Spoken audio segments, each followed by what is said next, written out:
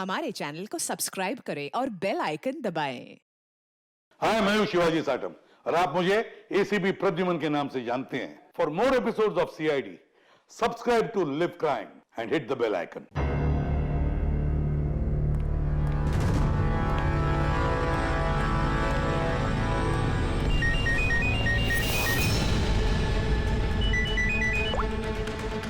Yes sir. जी sir, office में ही। हाँ, उसी को इंटरोगेट करने जा रहा हूँ।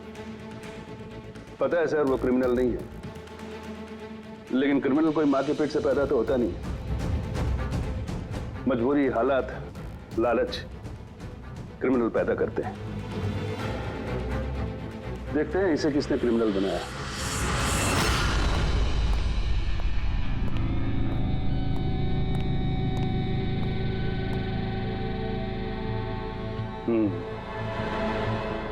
अब ये केस सीआईडी नहीं, क्राइम ब्रांच को सौंप दिया गया है।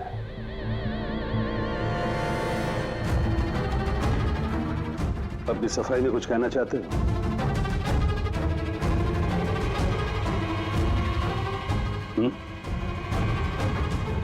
मैं deputy commissioner of police Rajeev, बहुत सुना है तुम्हारे बारे में,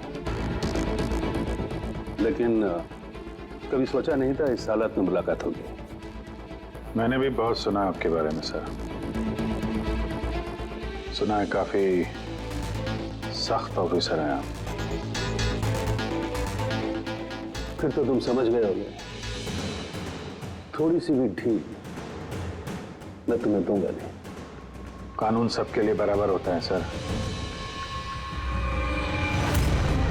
अगर मैंने गुनाह किया है तो सजा का उतना ही हकदार हूं जितना कि कोई आम मुजरिम। विक्रांत को क्यों मारा तुमने? उसे मारने की कोई वजह नहीं थी मेरे पास। अच्छा, तो फिर गोली क्यों चले? पता नहीं, बस चल गई। चल गई? चल गई मतलब ट्रिगर पे उंगली रख के ट्रिगर दबाया था ना तुमने? मैं सिर्फ उसको डरा रहा था। डरा रहे थे, लेकिन तुम वहां करने क्या गए थे?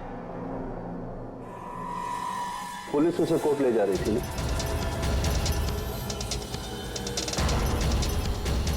मेरे वहां होने की वजह जानने के लिए आपको सर मेरा और विक्रांत का इतिहास जानना होगा। बरसों से 36 का आंकड़ा चल रहा है हमारा। कई बार वो मेरे हाथ आते आते रह गया, लेकिन इस बार मैंने उसे पकड़ लिया।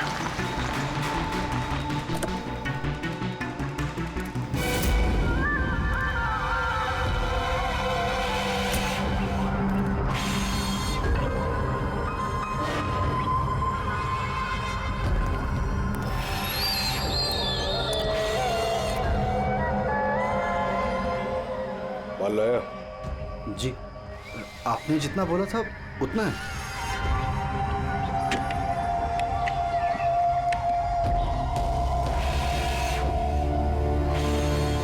गुड।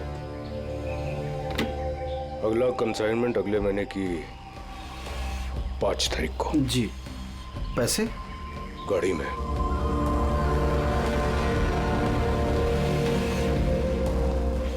क्या बात है, इतना पसीना क्यों आ रहा है? पसीना? नहीं तो। जिस स्कूल में तुझे एडमिशन नहीं मिला था ना, उस स्कूल का हेडमास्टर था मैं। क्या छुपा रहा है? नहीं, कुछ भी नहीं। ओह, तो ये बात है। किसने भेजा? सीआईडी को बुलाया तूने? विक्रांत को धोखा देना बहुत महंगा पड़ेगा तुझे।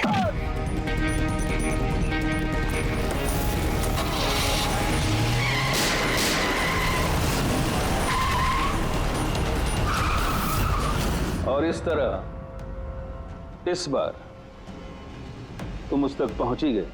हाँ, लेकिन हमेशा की तरह इस बार भी विक्रांत के नसीब में जेल की सलाखें नहीं लिखी थी। नामी गिरामी अपराधी विक्रांत ने सरकारी गवाह बनने का फैसला कर लिया है। वो मकरंद के खिलाफ अदालत में सारे सबूत देगा और इसके बदले अदालत उसकी सजा काफी हद तक माफ कर देगी। इन अपराधियों को पकड़ने के लिए हम लोग दिन रात एक कर देते हैं, अपने खून पसीना बहाते हैं। क्या इसलिए कि अदालत उनको दोबारा जुर्म करने के लिए छोड़ दे? अब अदालत को दोष मत दो अभिजीत। वैसे भी मकरंद के खिलाफ उनके पास ज्यादा सबूत थे नहीं, और हमारा काम मुजरिमों को पकड़ना है, ना कि उनकी सजा तय करना। यार, तो तुमको क्या लगता है, इसको छोड़ना सही है? अब सही तो नहीं है, पर हम लोग क्या कर सकते हैं?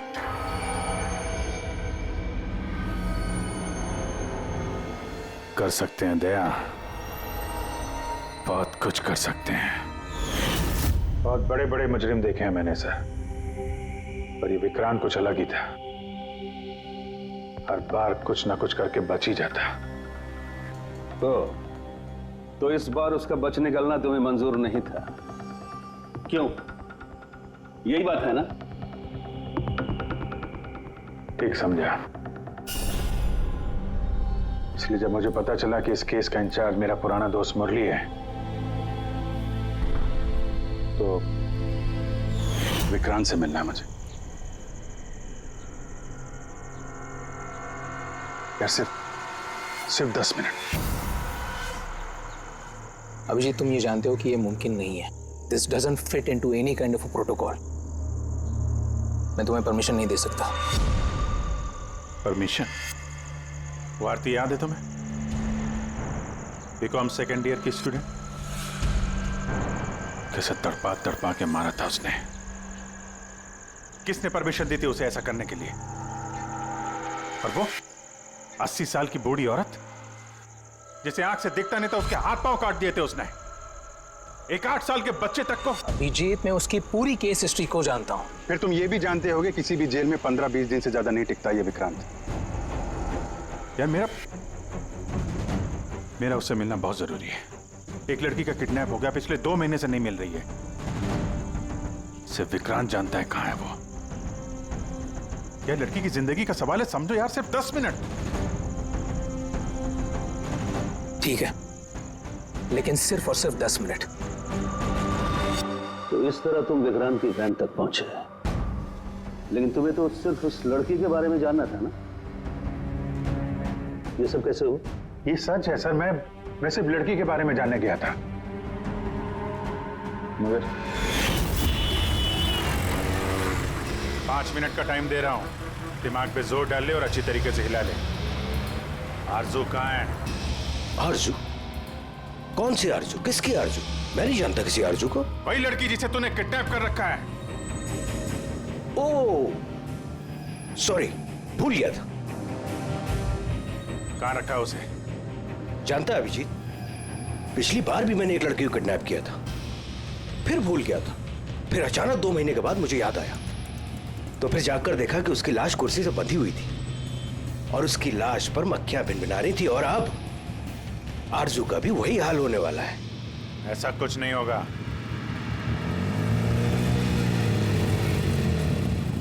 कहां है आरजू? हाँ, याद आया, मेरी जेब में, निकाल ले।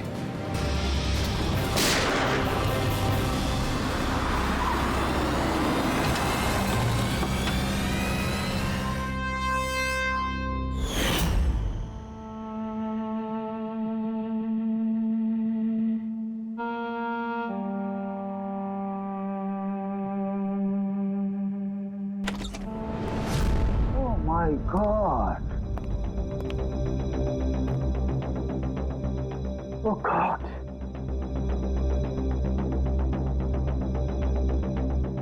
मुझे तुम जैसे जिम्मेदार ऑफिसर से ये उम्मीद नहीं थी मुरली। तुम्हारी निगरानी में ये हो कैसे गया? कैसे? हाउ? गलती मुरली की नहीं, मेरी है। ये सब मेरी वजह से हुआ है।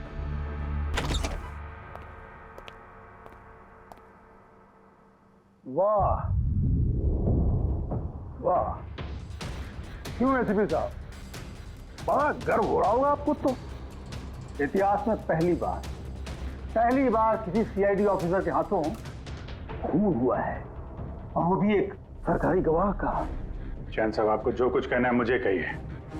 अपराध मैंने किया है। तुमसे नहीं, एसीपी प्रद्युमन से ही बात करूंगा, क्योंकि अगर सीआईडी की नाक कटती है तो फाइनली सारी जिम्मेदारी प्रद्युमन के कंधे पर ही आती है, इसलिए तुमसे ही बात करूंगा।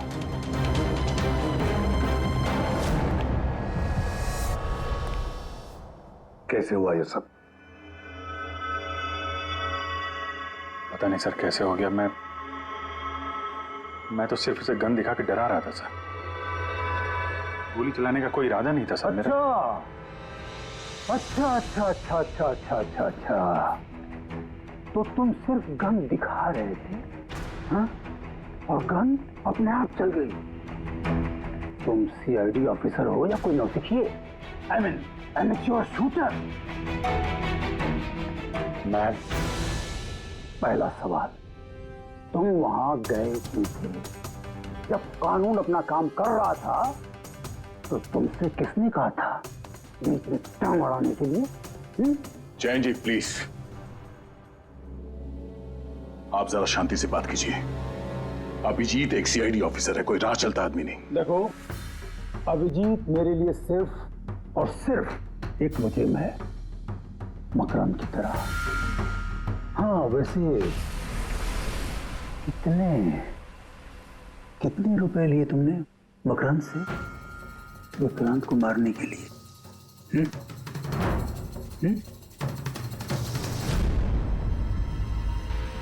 अगर तुम एक वकील ना होते और मैं एक सीआईडी ऑफिसर नहीं होता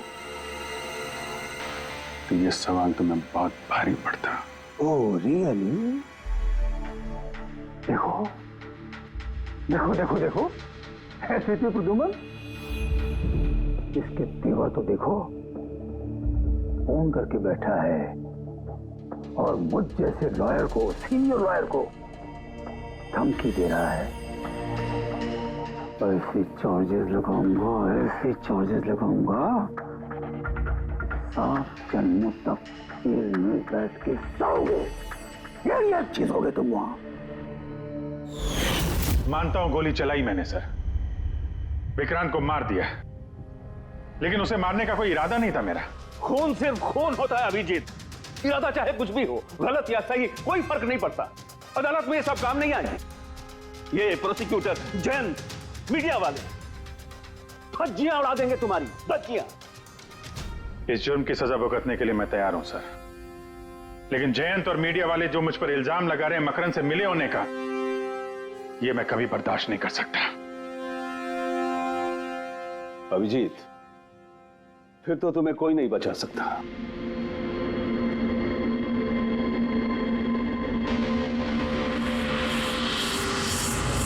सारे सबूत और गवाह अभिजीत के खिलाफ है। यानी कोई उम्मीद नहीं है सर? कैसे उम्मीद है? अभिजीत ने खुद कन्फेस किया है कि गोली उसी ने चलाई।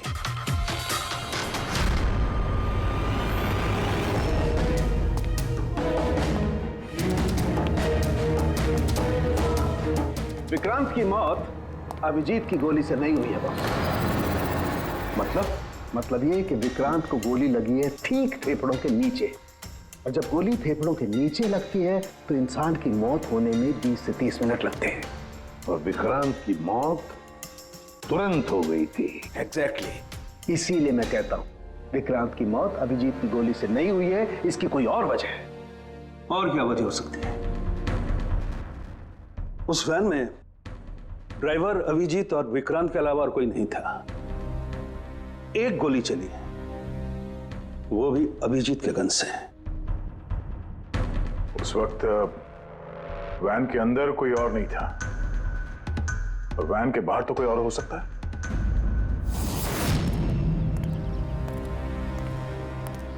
अभिजीत, उस वक्त गाड़ी के बाहर कोई था जिस वक्त गोली चली? नहीं, एक्चुअली पता नहीं। क्योंकि मेरा पूरा ध्यान तो विक्रांत पे था। अभिजीत, ठीक से याद करके बताओ, गोली चलने से पहले क्या हुआ था? कुछ अजीब हुआ था? कुछ भी? गोली चलने से पहले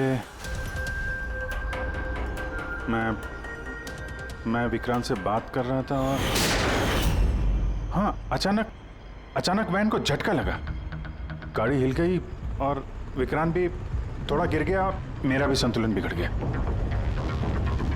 और गोली चल गई। एक मिनट, झटका लगा? किस तरह का झटका? जैसे सड़क पे अचानक से कोई गड्ढा आ गया, पूरी वैन हिल गई। लेकिन यहाँ तो सड़क बिल्कुल ठीक है, दूर दूर तक कहीं कोई स्पीड ब्रेकर भी नहीं है, स्मूथ। यहाँ गड्ढा कैसे आ सकता है? हाँ साहब, झटका लगा था। मेरी पूरी वैन यूं दाईं तरफ मुड़ गई।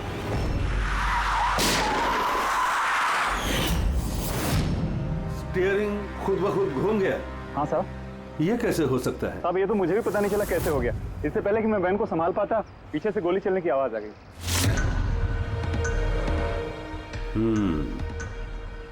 स्टीयरिंग व्हील का खुद ब खुद मुड़ जाना, गोली अपने आप चल जाना, सड़क पे कोई गड्ढा भी नहीं है। आखिर यहां हुआ तो क्या हुआ?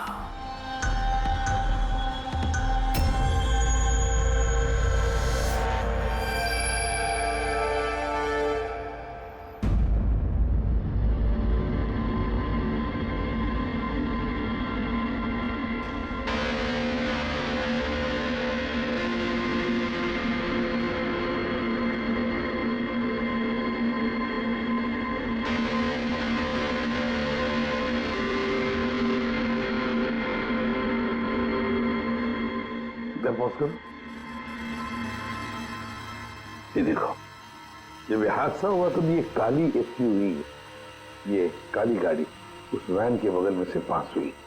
मतलब सर, विक्रांत का खूनी शायद इसी गाड़ी में? हाँ, हो सकता है।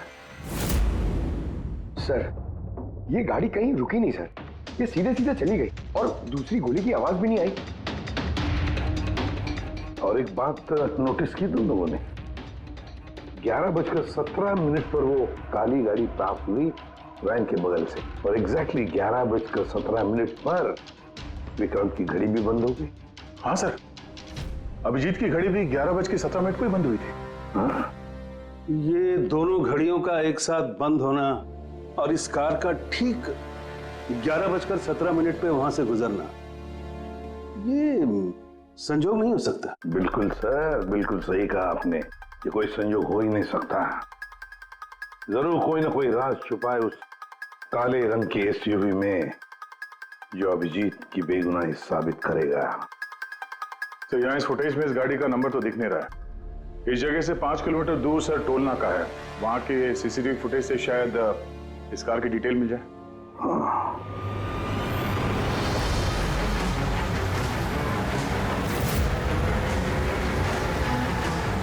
अगर वो गाड़ी टोल नाका से गुजरी ही नहीं तो यहीं कहीं आसपास होनी चाहिए, इसी इलाके में। सर, वो देखिए, काले रंग की कार।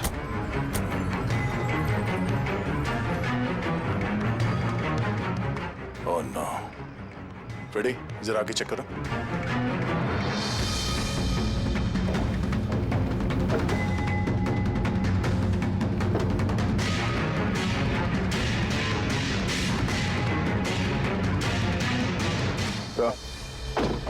ये वही काली एसयूवी है, जला दी गई है। मतलब गाड़ी में ऐसा जरूर कुछ था जो खूनी मिटाना चाहता था।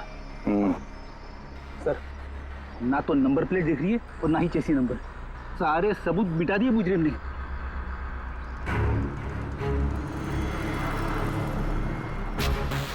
ओह, फिर एक काम करो, जरा आसपास पूछताछ करो, देखो किसी ने यहाँ पे कुछ देखा है क्या। अरे सुनो, ये जली हुई गाड़ी के बारे में कुछ बता सकते हो क्या? जी नहीं। सर, हाँ? ये देखिए, सीट के नीचे ये डिवाइस पड़ा था। Electric device. हाँ सर, उनके क्या डिवाइस है, कुछ पता चला? हाँ बॉस, पता तो चल गया है, लेकिन इसे अच्छी तरह से समझाने के लिए मुझे एक डेमो देना पड़ेगा आप लोगों को। मान लीजिए कि ये विक्रांत है और हम इसे मारना चाहते हैं, लेकिन हम इसके करीब नहीं जा सकते। तो फिर इसे कैसे मारा जाए? कैसे? डॉक्टर सारुंखी, हमें पता होता तो आपके पास क्यों आते? प्लीज आगे बताइए। हाँ, बताता हूं।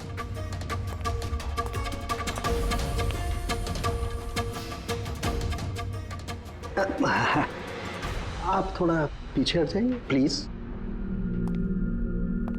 Thank you.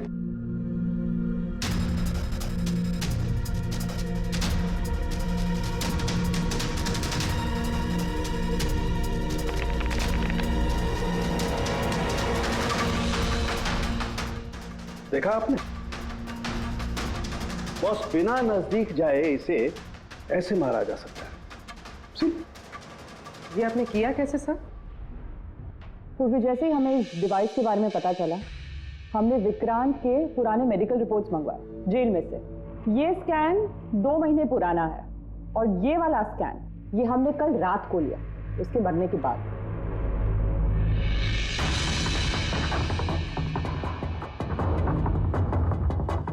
या सारंगी, इस पहले वाले स्कैन में एक छोटी सी चीज अटकी हुई है वहां उसके सिर में। वही चीज इस 2 महीने बाद वाले स्कैन में शिफ्ट हुई है, हिल गई है, पीछे आ गई है। और ये छोटी सी चीज एक शार्पनेल है बॉस। यानी गोली का छोटा सा टुकड़ा। और फिर ये शार्पनेल वहां से इस तरफ शिफ्ट हो गया, जिस वजह से विक्रांत की सबड्यूरल हेमेटोमा यानी ब्रेन ब्लीडिंग की वजह से मौत हो गई। पर ये शार्पनेल अपनी जगह से हिला कैसे? उसी डिवाइस की वजह से जो हमें जलती हुई गाड़ी में से मिला। तो गोलियों के टुकड़े को हिलाने का डिवाइस ही है? सिर्फ गोलियां नहीं दया, इसने और भी बहुत सारी चीजें हिलाई, जैसे कि विक्रांत के हाथों की हथकड़ी, पुलिस वैन का स्टीयरिंग व्हील, दोनों की हाथ की घड़ी के कांटे, यहां तक कि अभिजीत की गन भी। मतलब लोहे की चीजें, तो जितनी भी लोहे की चीजें हैं वो हिल गई उस डिवाइस की वजह से। Exactly boss. और लोहे का सबसे बड़ा आशिक है मैग्नेट, चुंबक।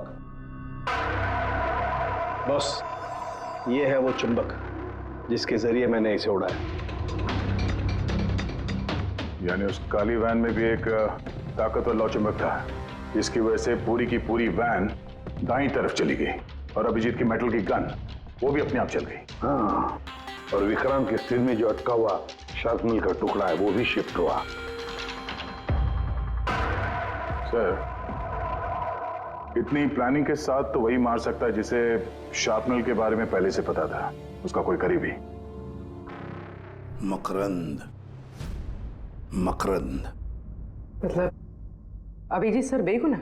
No, not at all. इतनी जल्दी किसी नतीजे पे पहुंचना ठीक नहीं होगा।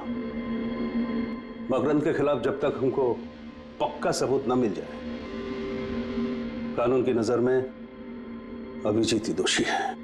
मकरंद के खिलाफ सबूत तो वही देगा ना जो विक्रांत के सेफ हाउस के बारे में जानता था, वरना मकरंद को कैसे पता कि विक्रांत किस रास्ते से कोर्ट पहुंचेगा। और विक्रांत की खुफिया जानकारी सिर्फ मुरली और उसके बाकी साथियों के पास थी। आप लोग ऐसे सोच भी कैसे सकते हो सर कि हम में से कोई गद्दारी कर सकता है? जितने ईमानदार आप लोग हैं ना, उतने ईमानदार हम लोग भी हैं। विक्रांत को कहां और कौन से सेफ हाउस में रखा गया था ये सिर्फ आप लोग जानते थे और कोई नहीं। ये सच है ना? हाँ सर, नहीं पता थी। यहाँ तक हमारे घर वालों को पता नहीं थी, तो फिर हम बाहर वालों पे क्यों इल्जाम लगाएंगे? शायद पैसों के लिए किसी ने मकरंद को यह जानकारी दी हो। प्लीज साहब, हम भी पुलिस वाले हैं, जान की बाजी हम भी लगाते हैं। आप इस तरह इंफॉर्मेशन कहीं ना कहीं से तो लीक हुई है मुरली। हाँ सर, एक्चुअली मैं भी वही सोच रहा हूँ, क्योंकि सेफ हाउस में 24 घंटे सीसीटीवी कैमरे लगे हुए थे, तो अगर भी कोई बाहर वाला अंदर नहीं आ सकता। क्या कहा आपने? चाहकर भी कोई बाहर वाला अंदर नहीं आ सकता। हाँ सर। झूठ! बाहर वाला कोई भी अंदर नहीं आया था। हाँ? क्यों? I am sorry sir, actually Jain ji कभी कभी आते थे।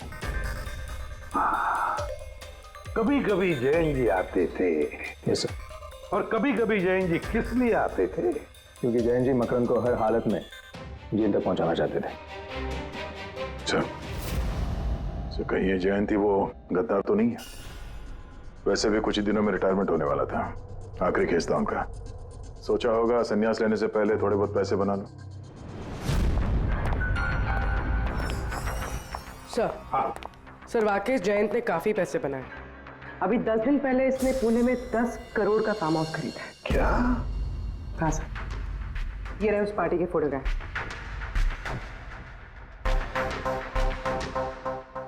एक मिनट, माय गॉड, दया पहचाना इसे? हाँ सर, ये तो जोगी है, मकरंद का खास चेला। जोगी मकरंद का खास चेला, और वो भी जयंत की पार्टी में।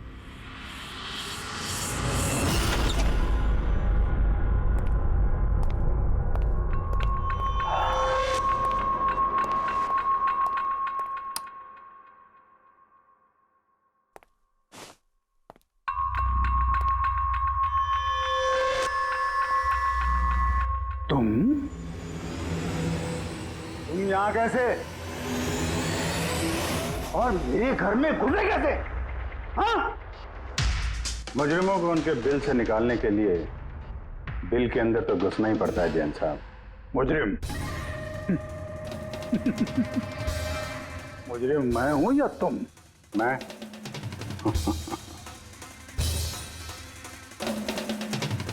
लेकिन ये तस्वीर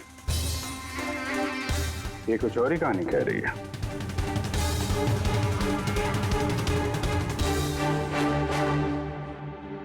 नो, आई डोंट नो, मैं नहीं जानता इसको। नहीं जानते? कमाल है, बहुत भोलेपन का नाटक कर रहे हो जैन साहब। मकरंद के पैसों से ये फार्म हाउस खरीद लिया और अब उसके चेले जोगी को पहचानने से भी इनकार कर रहे हो। What nonsense! कौन जोगी? कैसा जोगी? मैं किसी जोगी वोगी को नहीं जानता। अगर नहीं जानते तो ये जोगी तुम्हारी पार्टी में क्या कर रहा था? देखो, मेरी पार्टी में 400 से ज्यादा लोग आए थे। अब मैं हर एक को तो नहीं पहचानता ना।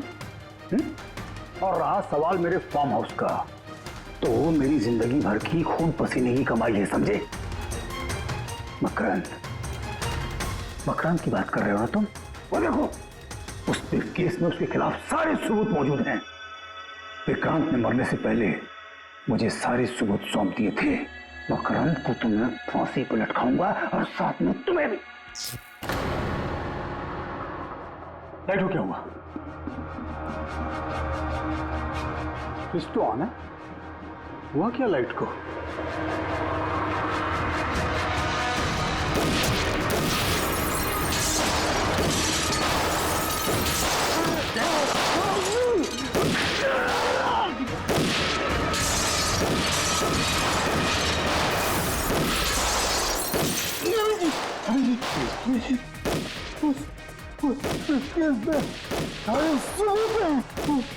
मकान के हाथ नहीं आना चाहिए। जैन जी,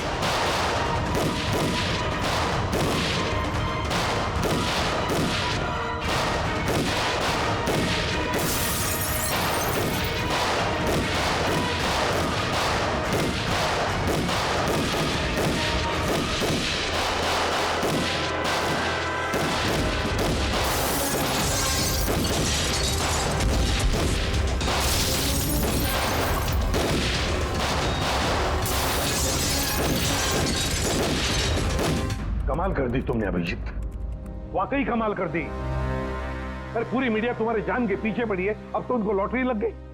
अब कह रहे जयंत का खूनी अभिजीत है। सर, उनके कहने से क्या होता है? आपको पता है मैं निर्दोष हूं सर। लेकिन तुम्हें वहां जाने की जरूरत क्या थी जैन के घर में? वहां के सीसीटीवी कैमरे में साफ दिख रहा है कि जैन के मौत के वक्त तुम वहां थे। और सिर्फ इतना ही नहीं, अब तो पूरी सीआईडी टीम पर इल्जाम लगा रहे हैं कि हम तुम्हें बचाने की कोशिश कर रहे हैं। इल्जाम तो लगेगा ही ना प्रद्युमन। जयंत मकरंद के खिलाफ नया सबूत पेश करने वाला था अदालत में, और ठीक एक दिन पहले उसकी मौत हो गई। हाँ, लेकिन वो सबूत मुजरिमों के हाथ नहीं लगा सर। मैं लेके आया। जैन से मरने से पहले मुझे ये सारे सबूत सौंप दिए। ये सबूत, ये फोटोग्राफ्स, ये पेपर्स, ये सबूत काफी नहीं है मकरंद को अदालत में सजा दिलवाने के लिए। काफी नहीं है ये सबूत। तो वो पेन ड्राइव से कुछ पता चल सकता है ना। अभिजीत, ये पेन ड्राइव पासवर्ड मांग रही है। जयंत ने मरने से पहले पासवर्ड वगैरह बताया था? नहीं सर, इसके पहले वो कुछ बोल पाते उन्होंने दम तोड़ दिया था। अरे यार,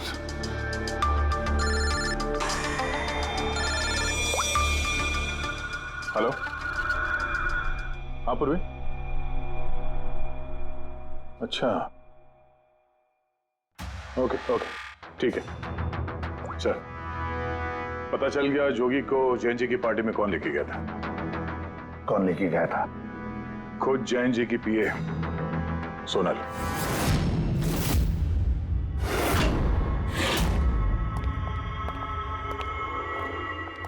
सर ये सब? सोनल, पूरी तेरा ऑफिस चेक कर।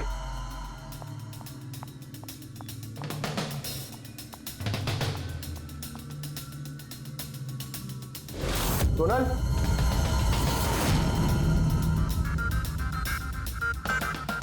सर अंदर तो कोई भी नहीं। सर कोई नहीं होगा। तो सोनल गई कहाँ?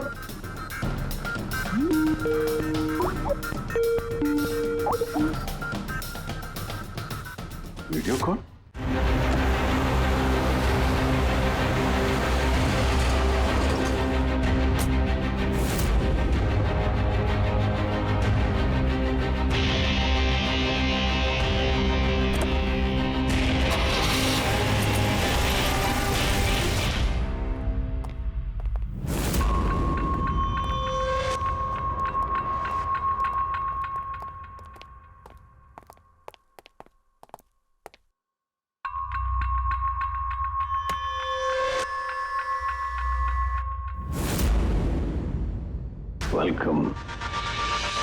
वेलकम अभिजीत।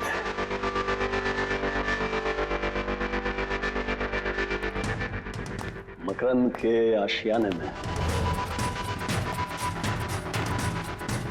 तुम्हारा स्वागत है।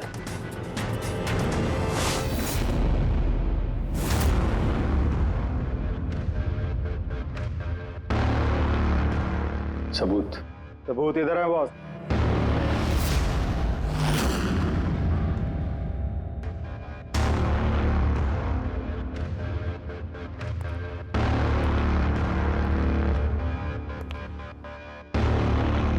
मकरंद, सबूत तुम्हें मिल चुका है। अब सोनल को जाने दो। यस। वैसे भी वो कहते हैं ना कि मरने वाले की अंतिम इच्छा अधूरी नहीं रहनी चाहिए। सोनल को बुलाओ।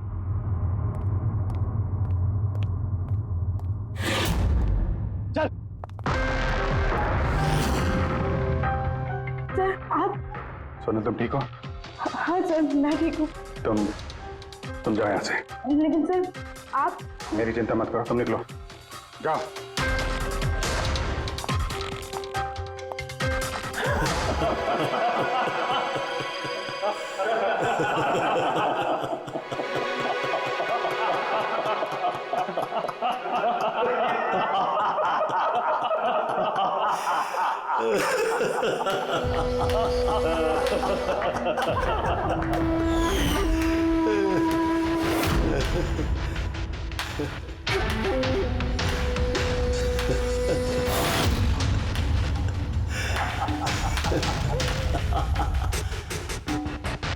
सोनल, तुम भी मानते हो ना मेरे दिमाग को?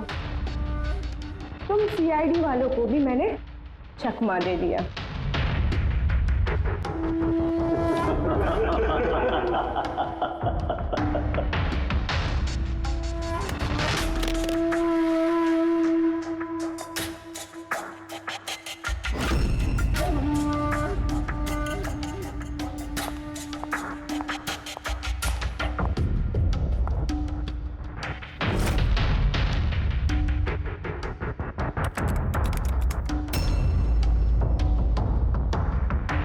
पता था जयंत यही पासवर्ड रखेगा।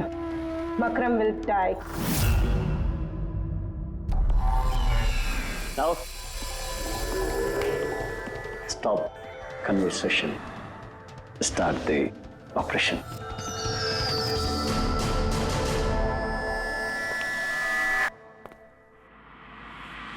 मरने का टाइम हो गया। टाइम हो गया? नहीं तो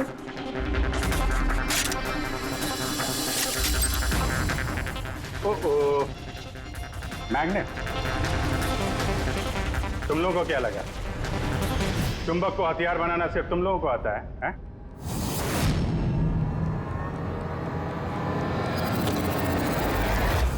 इस ब्रीफकेस में वैसा ही चुंबक है जैसा तुम लोगों ने उस गाड़ी में लगाया था विक्रांत को मारने के लिए। मकरंद, खेल खत्म तुम्हारा।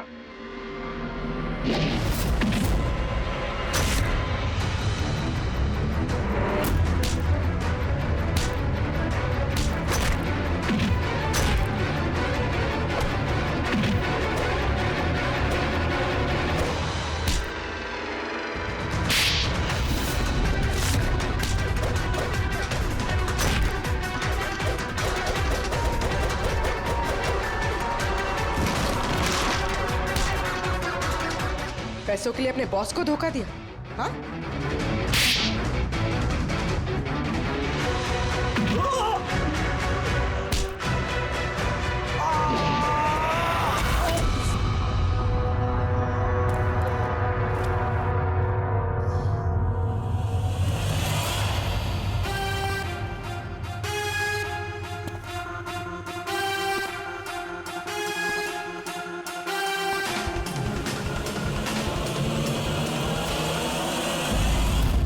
Morning sir. Congratulation Abhijeet, finally तुम पर लगे सारे इल्जाम आज धुल ही गए और एक बार फिर उसी गर्व के साथ तुम सीआईडी की ड्यूटी ज्वाइन कर सकते हो। Thank you sir. सर, हमने आरजू को बचा लिया है सर। मकरन के साथियों को पता था कि विक्रांत ने उन्हें कहाँ कैद करके रखा था, बस जयंत जी का सपना पूरा नहीं हो पाया मकरन को जेल भेजने का। चलो जो भी है, all well that ends well.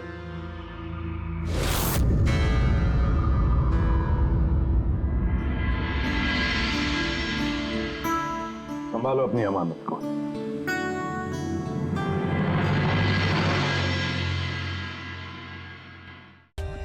For more updates, subscribe to our channel, click the show links and enjoy watching the videos.